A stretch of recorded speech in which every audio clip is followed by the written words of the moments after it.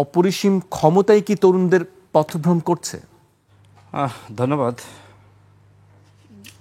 যারা দেখছেন সবাইকে গণ অধিকার পরিষদের পক্ষ থেকে শুভেচ্ছা।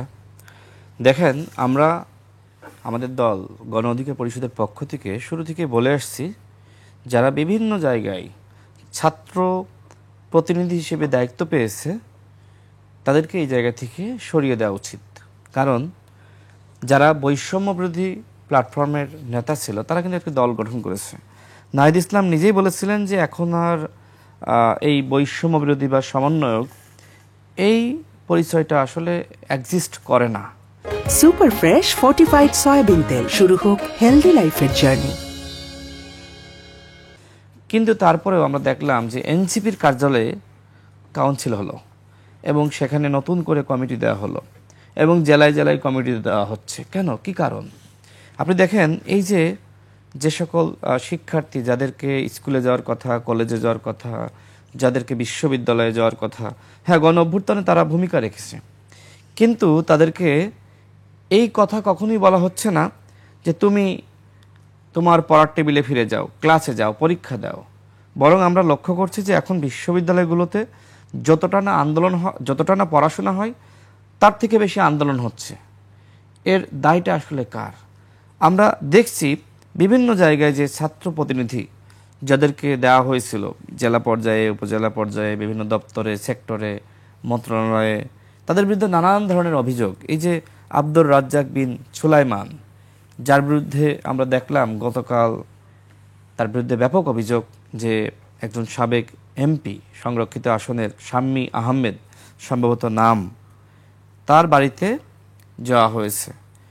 1 কোটি টাকা চাঁদাবাজি সেখান থেকে করা হয়েছে। এর মধ্যে প্রথম কিস্তির টাকা দেখেন, বিভিন্ন জায়গায় আমরা লক্ষ্য করছি, বলা হচ্ছে যে কেউ আপনার হাট দখল, বাজার দখল করছে। আবার আমরা দেখতে পাচ্ছি যে এই যে নিয়োগ দিয়ে বড় বড় কোটি কোটি টাকা কামাই করা হচ্ছে, যার একটি প্রমাণ হলো যে একজন সাবেক এমপির বাড়িতে গিয়েছে 1 কোটি টাকা চাঁদা আদায় করা হয়েছে, দাবি করা হয়েছে, এর মধ্যে 10 লাখ টাকা আদায় করেছে।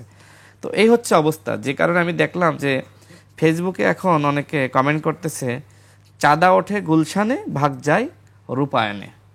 নিশ্চয়ই আপনিও দেখেছেন এই কমেন্টগুলো কেন করতেছে। এর কারণটা হলো যে এর আগে কিন্তু আগে আরেকটা স্লোগান দেওয়া হয়েছে, সেই জায়গায় এখন আরেকটি স্লোগান চলে আসছে। তো এই যে চাঁদাবাজির যে প্রসঙ্গ, এটা আসলে বাদ যাচ্ছে না। এক এক সময় এক একটি দলকে ধরা হচ্ছে। তবে যারা ধরছে, যারা এখন মিছিল করছে যে চাঁদাবাজির বিরুদ্ধে রুখে দাঁড়াও একসাথে, আবার তাদের বিরুদ্ধে কেন অভিযোগ? আমি দেখলাম যে এনসিপির নেতারা বলছে যে আমরা বিএনপির বিরুদ্ধে না, কিন্তু আমরা চাঁদাবাজির বিরুদ্ধে।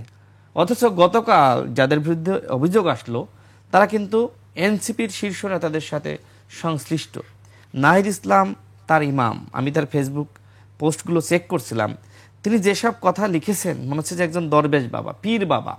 সেই পীর বাবার মুখ থেকে এত মিষ্টি মিষ্টি কথা, অথচ সেই একজন চাঁদাবাজ। তার মানে এখন যারা চাঁদাবাজির বিরুদ্ধে বড় বড় কথা বলছে, তাদের এই আমার মনে হয় মুখোশ যদি উন্মোচিত হয় তাহলে দেখা যাবে যে তারাও কোটি কোটি টাকা কামিয়েছে। আমি একটা উদাহরণ দিই। দেখেন, কিছুদিন আগে একটা ভিডিও ভাইরাল হয়েছিল যেখানে একজন আপনার ক্ষুদ্র উদ্যোক্তা, একজন নারী, তিনি জনাব সার্জিসের কাছে দেওয়ার জন্য 7 লাখ টাকার একটি বান্ডিল আরেকজনের কাছে দেন।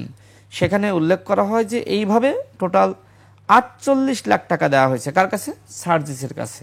এখন সেই টাকা কি আসলে এনসিপির ফান্ডে গেছে নাকি সার্জিসের পকেটে গেছে সেটা তো আমরা জানি না। তার মানে এখন যারা চাঁদাবাজির বিরুদ্ধে বড় বড় কথা বলছে, খোঁজ নেন বিভিন্ন কোম্পানি থেকে কত নিয়েছে, ডিসি নিয়োগের নামে কত নিয়েছে, বিভিন্ন জায়গায় তদবির বা পদায়ন করে কত নিয়েছে।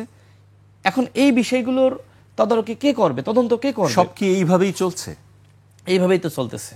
আমি এর আগে একবার বলেছিলাম, দেখেন, হাসিনার আমলে দুর্নীতি অন্যায় হয়েছে, কিন্তু ডক্টর মোহাম্মদ ইউনূসের আমলে এই 1 বছরে কম হয়নি। কারণ এই যে একটা ভঙ্গুর অবস্থা, বিভিন্ন জায়গায় রদবদল, আওয়ামী লীগের তালিকার ডিসি নিয়োগ, আওয়ামী লীগের আমলের সুবিধাভোগী কর্মকর্তাদেরকে বিভিন্ন দপ্তরে, সেক্টরে নিয়োগ দেওয়া, পদায়ন করা। এখন যারা সচিব হিসেবে রয়েছে, খোঁজ নেন, এদের অধিকাংশই আওয়ামী লীগের সুবিধাভোগী। এরা তো এমনি এমনি এই জায়গায় আসে নাই। আবার শোনা যায় যে বিভিন্ন মন্ত্রণালয়ের যে টেন্ডার সেইটা যদি পেতে হয় তাহলে ব্যবসায়ীদের 10% দেওয়া লাগে। এগুলো কারা পায়? একজন উপদেষ্টার এপিএসসি এর বিরুদ্ধে অভিযোগ আসলো, সেই মিনিস্ট্রি এখনো পর্যন্ত কোনো তদন্ত করে নাই, দুদক তদন্তের নামে নাটক করতেছে। এছাড়া উপদেষ্টাদের পিওদের বিরুদ্ধে অভিযোগ, ওই সংশ্লিষ্ট যে মিনিস্ট্রি তারা কি কোনো তদন্ত করেছে? করে নাই, বরং এইগুলোকে ধামা চাপা দেওয়ার চেষ্টা করা হচ্ছে। বরং আমরা কি করতেছি, আমরা এই যে সরকারের মধ্যে যে দুর্নীতি হচ্ছে, আমরা সাধারণ মানুষ হিসেবে ওয়াচডগের ভূমিকায় অবতীর্ণ হয়েছি। দেখেন, এই যে ডিসি নিয়োগের কেলেঙ্কারি, এটা কিন্তু সামনে আমি আনার চেষ্টা করেছি, আমি এনেছি, আমি এটি বলবো না। কিভাবে? সার্জিসের একজন বন্ধু আমাদের অফিসে এসেছিল, সে আমাকে বলল যে ভাই, আপনি একটা প্রোগ্রামে, সিজিএস এর প্রোগ্রামে বলেছিলেন যে হাসনাত এবং সার্জিস আওয়ামী লীগের তালিকার ডিসি নিয়োগের সাথে জড়িত। এরপরে সার্জিস আমার বিরুদ্ধে পোস্ট করে আমি নাকি পাগলের প্রলাপ করতেছি, প্রমাণ চেয়েছিল, আমি দিতে পারি নাই, কারণ ওই সময় আসলে আপনার পত্রিকায় সংবাদ এসেছিল, তারা ওইভাবে তথ্যপত্র পুরোপুরি দিতে পারে নাই। যখন তার বন্ধু আমাকে অনেকগুলো তথ্য দিল, এরপরে আমি আবার ফেসবুকে লিখলাম, বিভিন্ন গণমাধ্যমে নিউজ এসেছে, পত্রিকায় নিউজ হয়েছে, আমি বিভিন্ন বিক্ষোভ সমাবেশে বলেছি, যেখানে আওয়ামী লীগের তালিকার ডিসি নিয়োগ করার অভিযোগ হাসনাত এবং সার্জিসের বিরুদ্ধে, তাহলে আপনি আসলে কাকে বিশ্বাস করবেন? এরপরে সার্জিস আবার পোস্ট করেছিল, বলেছিল রাশিদ ভাই যদি প্রমাণ দিতে পারে আমি রাজনীতি ছেড়ে দিব, আর যদি প্রমাণ দিতে না পারে রাশেদ ভাই রাজনীতি ছেড়ে দেবে। আমি এরপরে প্রমাণ দিয়েছি, সার্জিস কিন্তু রাজনীতি ছাড়ে নাই, আর হাসনাত বিষয়টা নিয়ে চুপ আছে। দেখেন, তাদের মিটিংয়ে কিন্তু এই যে গাজী সালাউদ্দিন তানভীর, এই গাজী সালাউদ্দিন তানভীরের কারণেই কিন্তু খারাপ হয়েছে বিভিন্ন ছাত্রনেতা, আমি নাম বলবো না, কারণ এই ছেলেটি এদেরকে বিভিন্নভাবে ফুসলিয়েছে যে রাজনীতি করতে গেলে টাকা লাগবে, টাকা ছাড়া রাজনীতি করতে পারবেন না। এই জন্য গাজী সালাউদ্দিন তানভীরকে এনসিটিভিতে দায়িত্ব দেওয়া হয়। কে দেয়? হাসনাত এবং সার্জিস। কেন?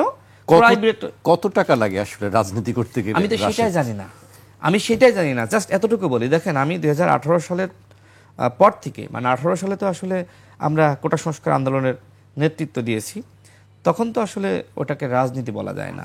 তো তারপর থেকে আজ অব্দি রাজনীতি করতেছি। আপনি সাংবাদিক হিসেবে কখনো শুনেছেন রাশেদ খানের বিরুদ্ধে কোনো গণমাধ্যমে একটি সংবাদ প্রকাশিত হয়েছে আমি চাঁদাবাজি করেছি?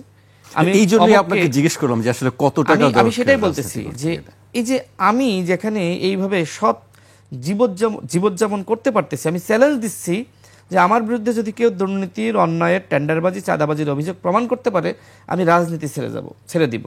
দেখেন, আমার বিরুদ্ধে হয়তো রাজনৈতিক অনেক অভিযোগ অনুযোগ থাকবে, আমি যেহেতু রাজনীতি করি, আমাকেও তো আমার প্রতিযোগী যারা রয়েছে, অন্য দল রয়েছে, কাউন্টার করতে হয়।